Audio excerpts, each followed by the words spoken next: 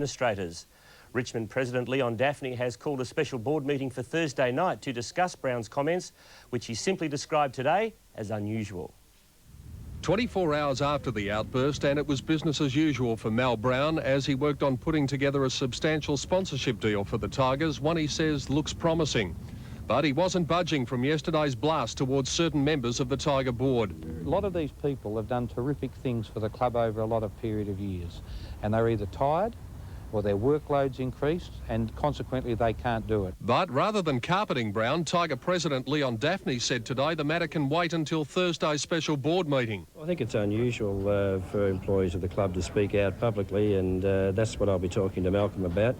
And then the board will consider Malcolm's comments again on Thursday.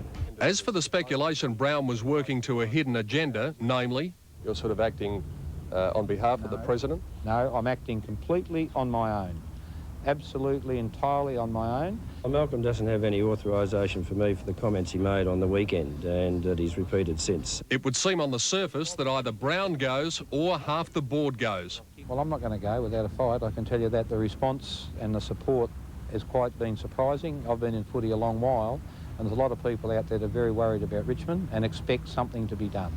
Predictably, the on-field personnel are trying to distance themselves from the rumpus, concentrating instead on forgetting Friday night's failure against Sydney and looking ahead to Monday's clash with the Saints. That's not a football issue, that's a board decision and a club decision of what's happening there.